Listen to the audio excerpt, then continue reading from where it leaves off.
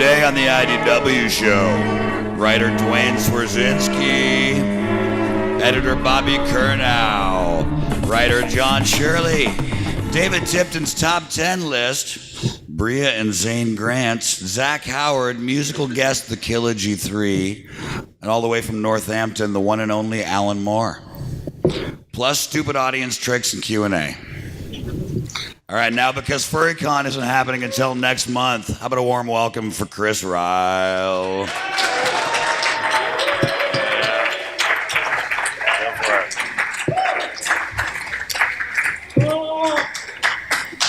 Oh, yeah. Whoa, hey, everybody. Welcome to the first ever, quite possibly the last ever IDW show. How about a warm welcome for my master of ceremonies, Dirk Wood. Hey, thank you. Now, the convention's most dangerous band, the one and only IDW Orchestra, was all set to play here today, right over there, and we got a cease and desist soon before the con started, so you're going to all have to imagine how great this 32-piece band we assembled would have sounded. Anyway, I appreciate you all coming out today. I don't want anybody to miss out on other things going on at the panel, so, periodically throughout today, I'll be updating you on what other panels are announcing. In fact, I just got word right now that the entire DC universe is being rebooted. Again. Collars will be bigger this time, capes will be longer, 15% of the characters will now have hoods, and Aquaman will now be straight. Yes. Lots of news coming out of the show today already. Just today I heard reports of, now, don't quote me on this, like it's just an unconfirmed rumor at this point, but earlier today I heard that an actual comic book retailer was spotted on the show floor. No, don't worry though. Movie studio security guards were called in, the retailer was tranked, and he'll be deposited just outside Comic-Con limits in a few hours. That was a close one.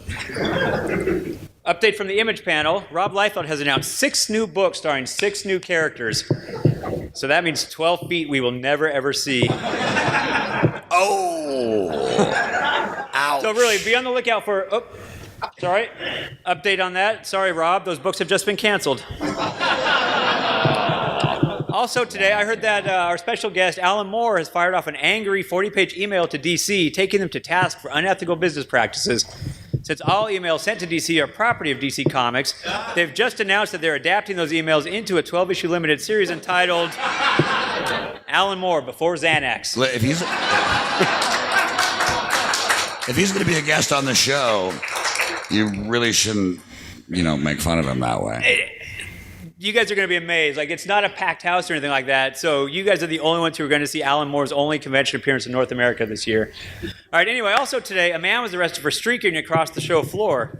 Now, for those of you either who didn't live through the 60s or don't have parents who explain this to you, streaking is when you remove all your clothes and you run naked across the, the show floor. The man was later released, however, when it was determined that the man wasn't actually naked at all, or a furry at all. Jesus Christ. Oh, wait. No. This is live TV. We can reset. Get the hook. Get the hook. Jeff, get the hook. That printing. For those of you without parents not born in the 60s, streaking is when someone removes all of their clothes. They go sprinting in public. The man was later released, however, when it was determined that he wasn't a streaker after all, just a furry dressed as a naked mole rat. Hey-o. Update from the Dark Horse panel. They've just stolen our naked mole rat joke, just like they stole Angel from us. No. Damn you, Scott Alley! No.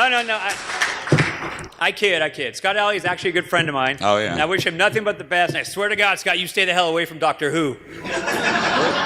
All right, finally today, what about this big Avengers versus X-Men series that's been going on, huh? Captain America and Cyclops are fighting left and right. Guys, look, you're both bland. No, seriously though, I joke. Congratulations to Marvel on all their box office success. I hope DC catches on soon. I mean, have you seen the Green Lantern movie? What? Oh, you're the one. You have. All right, great. Well, we got a good show for you today, so let's get to it. Now, before we bring out Alan Moore, I've got other people I want to talk to, and my first guest today is novelist and comic writer who's come all the way from Philadelphia to drop a special announcement on you. He actually dropped that announcement a couple hours ago, but we're going to discuss it a bit more. Please give a warm welcome to the only person to have their name misspelled as often as Bill Sienkiewicz, Duane Swierczynski. Duane Swierczynski, everybody. How about a hand for Chris Ryall? He only screwed up one of those jokes. Very nice.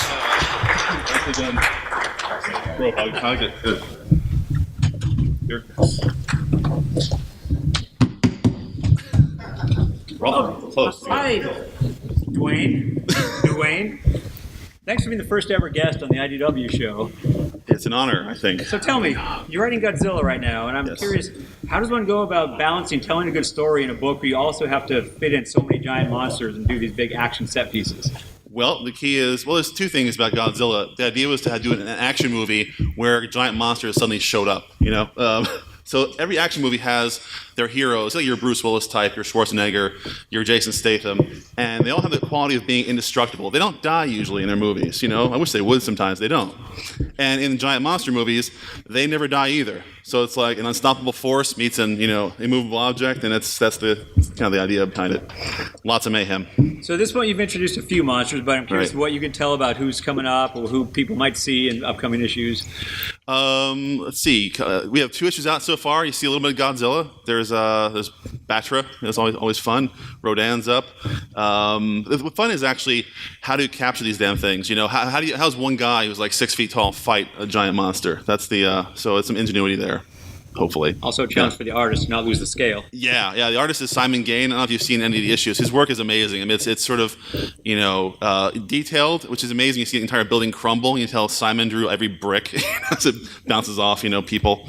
So that's fun. So in addition to Godzilla for us, and you're writing Bloodshot now for Valiant and Birds of Prey for DC, earlier today on the Judge Dredd panel, we announced that Duane is now going to be writing our ongoing Judge Dredd series. There we are.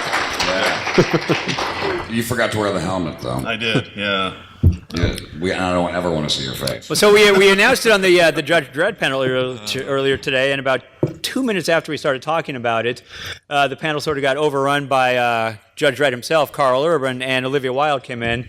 So we didn't really get to talk a lot about the comic there, so we can talk about that here, what you have in mind, how you see the character. Yeah, for one thing, it's kind of weird to be following, this legendary, John Wagner following, Alan Grant, all these things years later. But to combat that, actually, our take is a little different, as you know. We're having a helmetless Dredd, so no helmet. I think Dredd has actually really pretty eyes beneath all the and that golden mane of hair. Yeah. Just let it flow, man. And it's also our Dredd is a little more, reader friendly. He's a preteen. It's like sort of little Dredd. And it's not even really a helmet as much as a hoodie at this point. Yeah, exactly. And he doesn't want to actually really. He's more not punishing. He's more miffed. He's like, stop. He unfriends the shit out of you if you break the law, though. Man, his like button's never been touched, And so anyway, no, it's. In all seriousness, the Dredd world is it's a cool place to tell crime stories. I mean, I'm a crime novelist, so I like the idea of telling all these bizarre science fiction / black comedy crime stories set in an America gone to hell 100 years from now. And that's just, how much fun is that? And Dredd is the ultimate, fascist bastard. Who's fun to write, who everyone loves. He's the fastest you can love. He's cuddly that way. So the structure is, my main story is like 16 pages, and every issue will have a backup story. So Paul Galassi is going to be drawing issue 1 backup story. The artist on the ongoing story is in every issue is Nelson Daniel, who did Road Rage with me, and he's doing the Cape right now, and he'll be moving over to Dredd after that. But then classic artists like Paul Galassi and Jim Starlin are the first 2 out of the gate to do the backup stories, and we'll be going on from there. Zach Howard, who we'll bring up a little later today, is going to be doing some covers for us. So, a lot of good things planned with Dredd. Yeah, it should be fun. Unless the British kill us first. You mentioned before that they attacked you. I was on a panel in Ireland a couple months ago, and the theme of this panel was translating a property from one market to another. That was what they said the theme was. They had me come up there, and everybody else in the panel sort of backed off. And I was like, Jesus Christ, am I standing on a sheet of plastic? And all they talked about was how Americans do not understand humor. They don't get irony. They don't get Judge Dredd. I was like, we don't all watch 2.5 Men. Yeah, this would be a good topic. We don't all read Teen Titans. Like, we get good comics. We get good storytelling. This would be a good topic to bring up with Alan Moore later. Exactly. He's a huge fan of 2.5 Men. Yeah. Well, since the change. Yeah. Right. Exactly. But yeah, so that was really it. A lot of people we talked to when we were first announcing Dredd we were looking for writers, and John Wagner cast a huge shadow. Yeah. There are really big, esteemed British writers that wanted no part of Dredd only because, because they hold him in such high esteem. So I'm glad that you're able to sort of step into it. Yeah, I it's a great world that others have created. I will try not to screw it up. Trash the bathroom or anything. I want to add to it if I can. But it is, I do feel that. But as far as the British American thing, I'm of Polish extraction. I'm a little Polish, and I can actually crack Polish jokes. Like my Irish friends really can't. I can go further and deeper and meaner with my Polish jokes. So I think American writers can go a little further and meaner with America in the future. I think maybe the chaps across the pond have had a few pokes at us, which is nice. But it takes a dirty yank to And there's nobody in this room that didn't laugh at space. We understand the humor. We're able to. Right. We'll show them in November. Exactly. We're able to make this work. Sounds good. So appreciate it, man. Thank you. All right, hey, thank you. Awesome. Duane Swierczynski, everybody. All right, let's bring up our next guest, IDW editor and writer of the acclaimed Night of a Thousand Wolves and the upcoming Battle Beast, Bobby Curnow. Bobby Curnow, everybody. That's a good entrance. Yeah. I thought the orchestra sounded particularly nice on that. And that's really the exact same way that we greet each other every morning, too, is the high five and the hug. So. Yeah. All right, so let's talk about this since we don't really actually talk at the office. What are you up to? What do you work on? I've never actually seen Chris before. What people don't know is that Chris just kind of bunkers himself in his office, and he has a control panel, and if any book is late on a deadline, he just pushes a button, and an electrical shock goes through our chairs. And it's very unpleasant. I got the team of assistants all answering email, and I sit back and sort of oversee the it's operation. good to see you in the flesh. Yeah. So, in addition to editing Godzilla with Duane, you've written your own books. You've got Night of a Thousand Wolves out now. Yeah, third issue comes out next week, which wraps it up. I hope you guys check it out. And in fact, the artist on Night of a Thousand Wolves, Dave Wachter, is up for the Russ Manning Award, which is basically the best newcomer award in the Eisner. So he's really phenomenal, and check out the book for him, if for nothing else. So, and before we jump onto your other green reptile, let's talk about Battle Beasts a bit. What the property is for anybody who doesn't know, and what you're doing with the series. Yeah, basically, there was the toys in the 80s. I was a huge fan of them. I collected them all. And we're basically doing a new interpretation of this, where these warmongering creatures come to Earth looking for this ancient artifact. And there's one woman who's an expert linguist who can understand their language. And there's a group of good beasts that are trying to fight for good. And so they kind of team up to save the world from these rampaging monsters. The name says it all, Battle Beasts. It's a ton of fun. There's a walrus named Gruntos in it. He carries an axe. So what more do you need to know? There was a cunning joke in there somewhere that I let go because I'm a professional. Good. I appreciate that. All right, so let's talk about, I think before we jump to Turtles, let's talk a little bit more about Godzilla. Yeah. So in addition to Duane's series, we have this coming up, this Half-Century War with James Stokoe. Yeah, and that's just one of my favorite things ever. I've been a huge fan of James. If anyone has read his book Orkstain, they know that he just knows how to make fun, awesome-looking comics with a ton of detail and layouts like no one else. And this book is really great. What it does is it happens over 5 decades, starting with his first appearance in the 50s, and one guy who's trying to fight him over all 50 years from then to present, pretty much, and kind of this obsession he develops with Godzilla. And so we're going to see different monsters as we go through the decades, and it's going to be a lot of fun. All right, great. Let's move on to smaller reptiles now in the form of turtles. Yeah. Wow. So I'm very happy to announce, I think you guys know that Kevin Eastman is involved with the Turtles. He's co-plots the stories, and he does covers for every issues. But for the first time in almost 20 years, we're going to get a story that's completely drawn by Kevin Eastman. It's going to be an annual. It's going to be 48 pages long. The story is by him too. Tom Waltz, who we all love, is co-scripting it. But this is Kevin's baby, and it's really fantastic. Here's Tom Waltz, guys. It's kind of like the Warriors. It's kind of like Big Trouble in Little China. It's just all the gangs in New York are coming out, kind of vying for control. The Turtles are stuck in the middle, and it's just pure chaos from start to finish. And he's putting everything into this book. He's a man on fire, and it's really, really exciting. That's the part of the cover that's going to be a wraparound cover, so pretty exciting. All right, before we jump on to a couple other special Turtles projects, what's coming up in the main series? We've got a new artist, Andy Kuhn, is going to be coming on for a couple issues after number 12, and basically we're going to see this issue, number 12, coming out this month. At the end of the month is the end of the big Shredder battle. So you can expect lots of hugs and lots of, friendly handshakes, because the Foot and the Turtles, they're all pretty friendly. But so we're going to be dealing with the repercussions of that afterwards. The two sides know each other exist, and it's a whole new world for the Turtles, because they've got to figure out, how do we deal with someone who's dedicated to eradicating us? And each turtle has sort of a different opinion how they're going to deal with that, as does Splinter. Splinter is not happy about the situation, as you can see from that cover, which is by Andy Kuhn. So yeah, it's going to be lots of fun new stuff.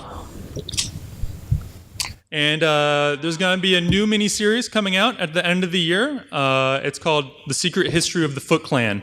And we're going to find out about how the Shredder rose to power back in ancient feudal times in Japan. And we're going to find out how he's come to the present day. It's written by Mateus Santaloco. The story's by him. It's going to be co-scripted by Eric Burnham, who you might remember from the Splinter microseries. The art is going to be by Mateus Santaloco, who, by the way, he did the flashback scenes in Ninja Turtles number 5 when we laid this giant bomb that, hey, they're reincarnated souls from Japan. And we're gonna have this is a cover by C.P. Wilson, who did the Splinter microseries. We're gonna have other covers by Raphael Grandpa, who, if you know him, he's like the coolest dude ever. Yeah, so this is gonna be where we're gonna find out some really major answers to some questions that we've had from the very beginning. So it's gonna be really exciting.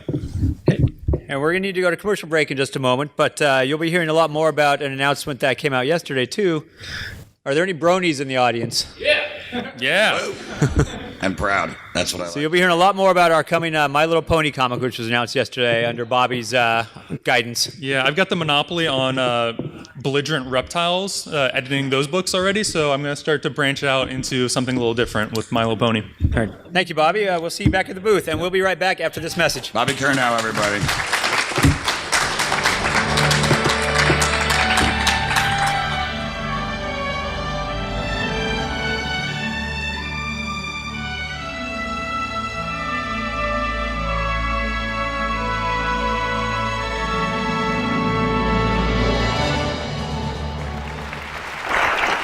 Thanks for that nice round of applause. They were leading you, yeah. That's great. All right, my next guest is a Bram Stoker Award winner and founding cyberpunk author. He wrote the first 4 drafts of the Crow movie, has an upcoming Zombies vs. Robots novella on the way, and he even writes lyrics for Blue Oyster Cult. Please welcome the lovely John Shirley. John Shirley.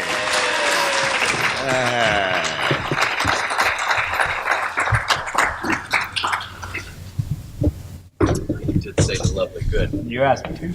That is lovely. So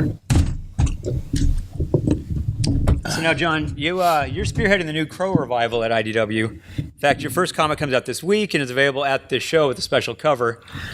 Just curious if you could tell us a bit more about what you want to do with the Crow, how you see the Crow differently now than when you worked on the screenplay, and just a little bit about what this comic series is all about. Well, the Crow is a kind of spirit, and it can inhabit different people, and that's been kind of established since the original comics by James O'Barr. There can be different incarnations of the Crow. This one is set in Tokyo and in other parts of Japan. And the Crow is an American young man who's there in love with a Japanese girl, and as you expect in the Crow story, a nightmarish tragedy unfolds for them, and he is possessed by in Japan they have something called Yatagarasu, which is the Shinto crow spirit. This is an actual part of their mythology. It's a kind of trickster spirit, so he is possessed by that, and it transforms him, and he becomes the Crow. And then there's a part where he has to go through Buddhist hell, Japanese Buddhist hell, in order to rescue the soul of his love. But there's a lot of cyberpunk elements worked into it too. and all this stuff converges in the Japanese setting, and it's a very noir sort of feeling thing. You know, there's a lot of characters in comics that are out for revenge. You know, a lot of them with skulls on their chest and that sort of thing. And the one interesting thing about The Crow, the way James O'Barr designed it, is it's a much more personal and emotional story. So when you're putting this story together, how do you sort of keep the spirit of what O'Barr did, no pun intended, and make the story your own, but also keep it true to what The Crow is and not just a tale of revenge? Well, I was steeped in it when I found the Crow comic book in a black and white edition in a comic book store, and I took it to the producer, Jeff Most, and it eventually evolved into the movie, and I immediately saw it was a movie. I'm just kind of steeped in that character anyway. But besides that, I think the essence of it is the kind of romantic tragedy. There's a kind of Romeo and Juliet in the afterlife feeling about it or something. And that romance that's inside it, that is what really unites it, with the whole Crow franchise, the whole Crow story. Is you return to the story of romance and revenge for the sake of love, and ultimately reuniting. That death cannot stop real, true romantic love. And there is a lot of blood and gore between here and that reuniting. But ultimately, it's a love story. And Kevin Colden, the artist who's going to be signing the booth as well, did that piece, which is the cover of the con exclusive. All right, so we've talked about The Crow. Tell me, I have another question for you, not quite comic related, but tell me a little bit about the Zombies vs. Robots prose story you did. We have a prose anthology that that you contributed to, and you have your own novella that spun out of that. Right. It's beautiful illustrations. It's prose. It's a short novel, but it's got these wonderful illustrations, and it's essentially about somebody's in a giant robot graveyard, which is like a junkyard filled with parts of robots, and they build a new robot that uses zombies as its fuel. So it's biofuel with zombies. And then there's just every possible kind of hideous variation on zombie interaction I find and dramatize in the thing. But there's also a lot of kind of there's a sort of Burning Man art colony with zombies, and in one part, and I try to just bring a lot of different cultural influences into it that you don't really find in zombie stories. But it's also packed with blood and gore between the beginning and the end, surprisingly. And is it safe to say that you find the original concept of Zombies vs. Robots visionary and brilliant? Oh, there's something about it that I find so inspiring. Putting zombies together with robots. Taking two things that make zero sense together and putting them together. Yes. Genius. It is. It's like Shakespeare collaborating with Mark Twain. It is. I think you're selling him short, actually. All right, so you're also a lyricist now for Blue Oyster Cult. I'm a big fan of especially Veteran of the Psychic Wars. I'm sure, we should probably talk more about Godzilla in this room, but I'm just curious, who has better groupies, comic writers or lyricists? Well, it used to be that people connect with rock and roll had the best groupies. But I'm beginning to change my opinion of that just looking around at the con and all these beautiful women. Yes. And I'm not saying they're groupies, but some of them, God willing, are kind to people who work in the comic field in that sense, and a very giving sort of people, John, I believe your wife is actually in the room. And however, I would never myself. All right, awesome. Thank you, John. Appreciate it. Thank you. John Shirley, everybody. What a big hand for him. Hey, Chris, by the way, I've decided This job's actually much easier to do than the one I do most of the time. So from here on out, this is what I would like to do. I want to Just host panels. I want to hang out and do nothing, and then every once in a while I'll go, yes. Well, you know how we all think there should be professional juries now. I think having a professional moderator that just stays in the room and never leaves. I'd like to do that. I have cards if anybody's, looking out there. Okay, well, now we have a top 10 list prepared for you, and Star Trek Doctor Who writer Scott Tipton, who prepared the list, struck ill. He made it to the panel, but his voice is completely shot. So luckily, there's another Tipton who also writes Star Trek Doctor Who in the form of his brother David. So David's going to do tonight's top 10 list, which is top 10 things heard on the show floor. David Tipton, everybody. Number 10. My utility belt is a great place to keep ranch dressing.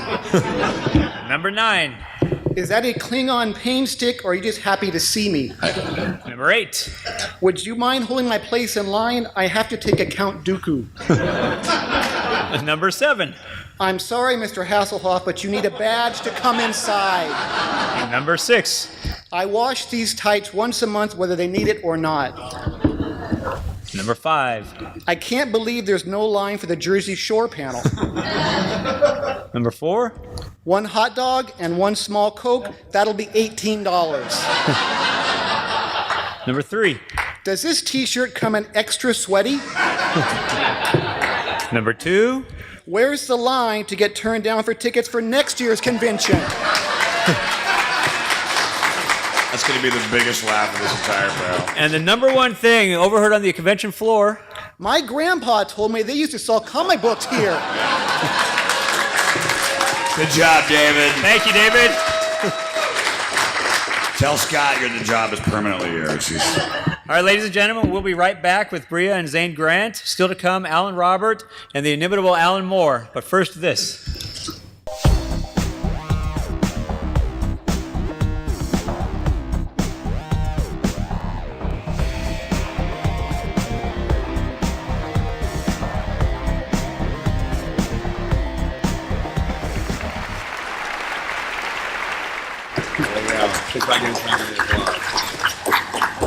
Welcome back. You might know our next guest from her TV work on shows like Heroes and Dexter. Her directorial debut, Best Friends Forever, will be out later this year. And she's also one half of the comic writing duo responsible for We Will Bury You and Suicide Girls, and an all-new project we'll talk about today. Please welcome co-writers and co-siblings, Brea and Zane Grant. Brea and Zane Grant, everybody. Oh, we do both shoes. Oh, yeah. I didn't know. A lot of talk shows. All right, before we talk comics, tell me, did you get to keep the fake arm from Dexter? No. That's not that. No, I returned it to the prop person. But I am getting married to Masuka later this year. That was real. Oh, That yeah, part of good. it. Excellent. No one in here watched Dexter, did you? Not a person. All right, well, tell me, it's Comic-Con, so we should talk comics. Now, you've produced 2 miniseries together so far, and you're here to announce a new project, aren't you? We are. Yeah, this is it. That one may not be on? No, that one. Yeah, we're doing this. Let's Play God. It's coming out October 31st of this year. Correct?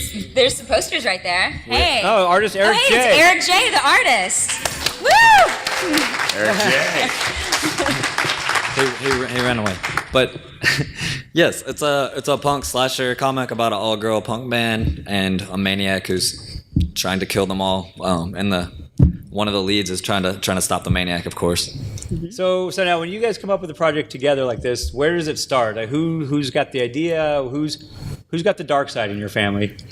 Zane. Definitely Zane. No, she writes all the nasty stuff and the gore and all that, and I write the high prose.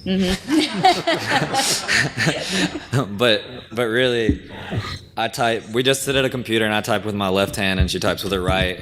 Yeah. And then. Yeah, and it's just telepathic. And is there a lot of passing back and forth of drafts, or is it just... Yeah, it's mostly that. It's pretty boring. It is. It's just passing back and forth drafts. Writing's a tough thing to discuss, make it sound interesting. We sit still and type. It's a lot Sometimes I light a candle. Yeah, we are sedentary. Wild, If you want to hear more? Yeah. It's a lot of outlining and coffee and writing and rewriting and yelling at each other and the series is 4 issues? Correct. 4 issues. October 31st, I believe. At Halloween? Halloween. And how did you get involved with Eric J? Was Eric J who you wanted for this project? Did you work on it with him together to develop it, or did he come in after it was already sort of formulated in your heads? Oh, we met him a few years ago actually at the IDW booth, Yeah. and We just got him really drunk and he agreed to draw our comic book. but yeah, he's a great guy and a great artist, and yeah, so we're really happy to be working with him, and he definitely developed the characters from early on. Yeah. All right, so beyond comics, I know you directed your first feature this year. I did. How was that? Was it a learning experience, or was it something you wanted to tackle again? We'll see. We'll see when I'm done. I mean, it takes a lot longer. I mean, you know what? It doesn't take that much longer than making a comic book, though. It takes a long time to make a comic book. It takes a long time to make a feature film, though. Now, is there? I guess something like this, you're probably free to sort of develop what you want, much like in a comic, where if you do something bigger in a studio, there's so many other people, but Right. Is your movie pretty much your voice the way you wanted it? Yeah, pretty much. I mean, except for, we couldn't afford to have huge explosions. So my voice was limited financially, but otherwise it was, I could pretty much do whatever I wanted. We funded the movie mostly on Kickstarter, so. All right, so you've done a lot of, the creator-owned books and the darker books. Is there anything, like, if there's a licensed character available, I know you did Suicide Girls, but beyond that, is there something that's sort of a pet project for you? A licensed character? Yeah. Is there well, we would love to write a Chopper story for Judge Shred. But, yeah, Are you content doing what you're doing? We love doing what we're doing, and, there's all kind of stuff. I mean, I like the Next Generation stuff you guys put out, and yeah. This is mostly just the time where we just compliment things IDW. IDW Is that what you puts wanted out to great do? books. Well, we should really get back to the things. genus of Zombies vs. Robots, too, while we're at it. Yeah. Brea also wrote a pro story for our Zombies vs. Robots anthology, so true. very good pedigree on that book. We're doing a signing tomorrow at 11 a.m. Yes, at the IDW booth, 2643. Correct. All right, so you two should stay up here, but my next guest as well, he's been a member of the band Life of Agony for 2 decades, and he's also managed to create, write, and draw some terrifically creepy comics in that time, too, such as his new Kilogy series. Kilogy is a genre-busting mashup of crime, dark comedy, and horror elements all into a melange all its own. It stars Goodfellas and Sopranos actor Frank Vincent, Marky Ramone from the legendary band The Ramones, and Brea Grant. So here to perform an all-new tune to properly kick off Kilogy is the Kilogy 3. So everybody grab your song lyrics and hopefully you'll sing along. Alan Robert, everybody.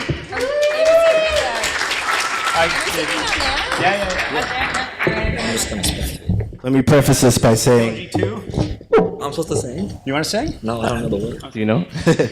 You'll be able to follow along on screen as well if you don't have the handout, but Let me just say that when an email went around about this panel and putting it together, I saw musical guests next to my name, and I was like, awesome. They're going to fly my band out here. We're going to be poolside in San Diego. It's going to be sweet. And then I got a call, and they said, no, we just want you.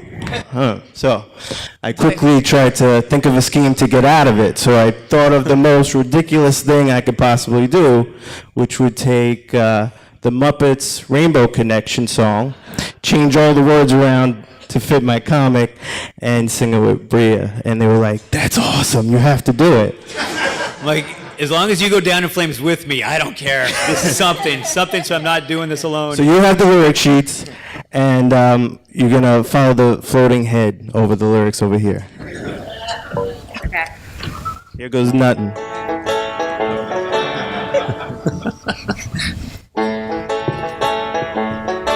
Oh, God.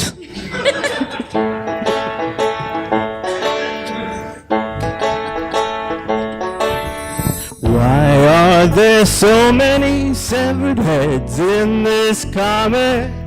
And why is it called Kilogy? Now go get your shine box, 'cause I wanna be sedated. And Dexter's got nothing on me. What's so disturbing? Keeping pages turning. What do you think we might see?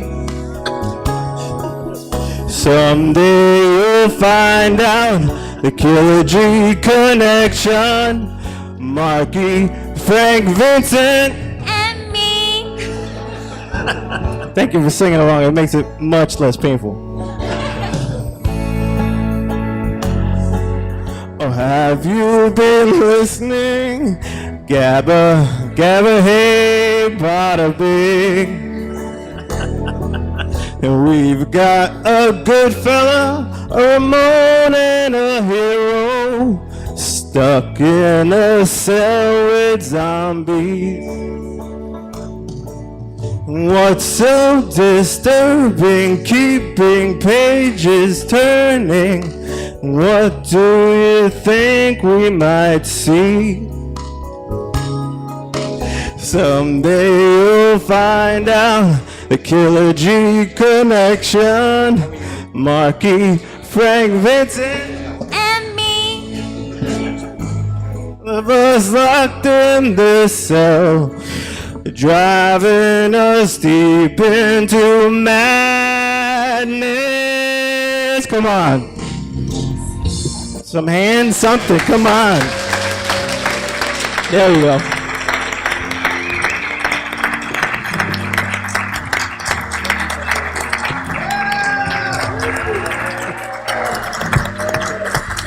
That's right.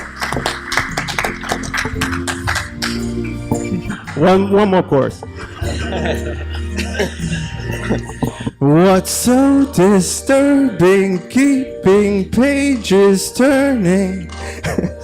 Do you think we might see? Come on. Someday you'll find out. The Killer G Connection, Marky, Frank, Vincent, and me. La da da dee da da do. La da da dee da da do. Alan, Robert, and Brea Grant, everybody. Listen, I know I just actually came from a panel where that happened right before here. So I know most of you did. That's been going on a lot at this show. Thanks, guys. That was fantastic. That was fantastic. So we just got the high sign that there's 10 minutes left, so I think we'll have to accelerate bits of the show. So while we've got you here, tell us a little bit more about Killer G, how this came about and how you went about getting, real people to play your characters. Well, first of all, I'm a huge Twilight Zone fan. So what really intrigued me about Twilight Zone was that you always had this celebrity guest star starring in some crazy short story. So I wanted to go with that format, but do it in comics. You couldn't get Shatner? Couldn't get Shatner. But I started drawing the characters, and the more that I drew them, I started to realize that they actually look like Brea and Marky and Frank, and then I ended up approaching them to see if they wanted to be involved, and they were all game. So we'll see how it comes out. If anybody's seen Alan's work before, he writes, draws, colors, letters. He does the entire thing. So Killer G will once again be another tour de force from you. So great to have you. Thanks. All right, man. Great song. Appreciate it. Alan, Robert, everybody. And the Killer G Connection will be available on iTunes as of tomorrow. All right, so now let me bring up my longtime artistic companion, Mr. Zach Howard. Zach Howard, everybody.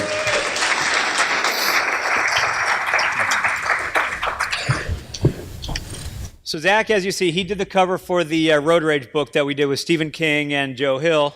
But Zach's been a part of my life ever since my first comic. He drew Shaun of the Dead with me back in 2005, and he's come a long way with IDW. He's been doing covers for us and other things. He did the Cape, and now you've got an all-new project that's pretty much your personal project as well. So I'd love to hear more about that. Yeah, absolutely. I want to have a gravel voice contest with Dirk. You're gonna lose. Oh, you're going down, buddy. Go down. Yeah. Oh, wait. Wrong picture. That's not Wild Blue Yonder. But that's the book I'm doing after Wild Blue Yonder. There we go. That comes out next year, creator owned. Doing it with Mike Raich, who is a New York Times bestseller, author of what is it? Stuff a Legend. I guess I should know this stuff. Yeah, basically. You do have a good Nick Nolte thing working right now. You like that? Yeah. Day 2 of the con. Oh wow, you guys made a nice little presentation. You just noticed that? Yeah. The song didn't convince you? Well, lost in it.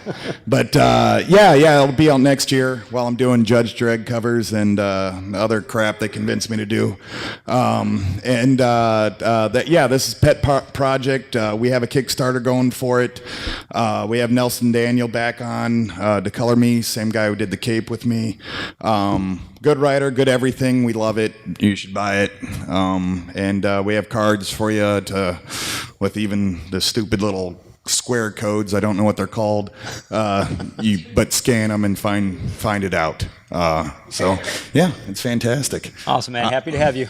Oh yeah. And you'll be hearing a lot more about this. The book comes out next spring, so so we'll be talking a lot more about it. So I don't mean to hustle. Yeah, we have 5 minutes. We still got to get to Alan Moore. But before we do that, we did announce stupid audience tricks. So if anybody has any stupid audience tricks or quick questions we can ask, any of the panel attendees, please stand up right now, and we're happy to entertain you. This just means that something family friendly that's just ridiculously stupid or not. At your own risk, you get kicked out of here. Or if you have a legitimate question for anybody that's been on this panel today, you can fire that up here too. Yeah, we have prizes. We have big hardcover books for anybody who's willing to debase themselves. Oh, I got it. Not for questions. You got to stand up and do a thing for the book. Now go ahead, bring it on. All right, I think we can spare a book for you. Go ahead. What's your question? Letterman. Oh, come on. Letterman, no contest. Good answer. Yes, sir. This is for Bobby. Is there any surprise artists on any of the variant turtle covers? Man, you're putting me on the spot here. You're going to see more Ross Campbell who did the lead that's issue 16. You're going to see Ramon Perez, who is up for an Eisner right now in a couple hours for Tales from Canada, which I recommend you guys checking out. Kagan McLeod, who I don't know if you read Infinite Kung Fu, he'll be doing a cover. It's been fun. And any Mirage alumni? You're going to see more Mirage guys doing covers for our reprint books for our classic collection. Michael Jr., Jim Lawson, you'll be seeing more of them. So that's pretty cool. So before we get to your question, we have some announcements too at the show, so I want to make sure we get to those as well. A lot to cover in 50 minutes. We'll be doing A Fine and Private Place, which is Peter S. Beagle's book. Kurt Busiek said it's his favorite book ever. Peter Beagle is the author of Last Unicorn, and this is his another book along those lines. It's a story of a man with a strange ability to talk to ghosts and the two lively spirits who keep him company in this deeply moving tale about memory, love, and the pain of loss. In addition to that, we have a lot of good creator-owned books coming as well. J.M. DeMatteis, Dematius, actually, I think he said is pronounced, writer of Spider-Man and things like Badazad. He'll be doing an all-ages book with us called The Adventures of Augusta Wind with artist Vasilis Gogzilis. All right? Yes? No. Transfusion, Steve Niles and Menton Matthews III. Menton 3, as he calls himself, the artist on Monocyte, will be doing a book called Transfusion, which is essentially vampires versus robots in the future. This is a big announcement and something we're really excited about as well. Kevin Eastman's next project is with us. Kevin Eastman and Simon Bisley are spearheading this entire project. Oh, yeah. It's called Lost Angeles, and co-writer of the Turtles, Tom Waltz, will be working on this with Kevin and Simon as well, and interior artist Joe Pearson. Woo! The official description of this is: when all hell breaks loose following a massive comet's near miss, the sprawling metropolis of Los Angeles is irreparably fractured and claimed by legions of brutal gangs. So, knowing what Kevin does so well, this kinetic action sort of thing, and Simon's involvement, this is going to be a really exciting, action-packed, bloody series.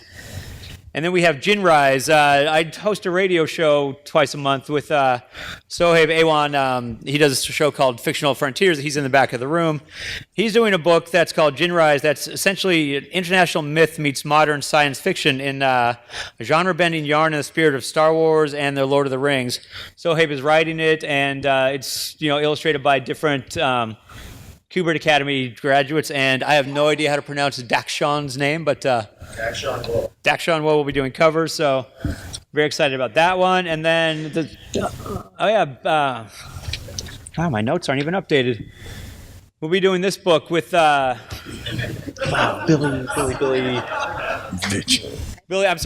Martin from Good Charlotte is doing this book called Vitriol the Hunter. He's writing and drawing the entire thing himself, and it's a fun, monster story. And stop.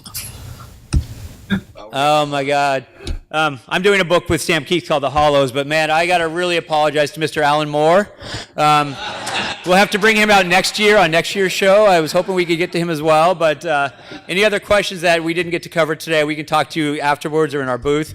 And I want to leave you with this final image, which is another new project that we're doing. I don't want to tell you what it's called, but I think some of you may recognize it, and it's by an Eisner-winning creator, so you'll be hearing more about this one as well. Anyway, thank you for attending our first ever show. Hopefully we do this again. Appreciate it. Thanks, guys. Come see us at the booth.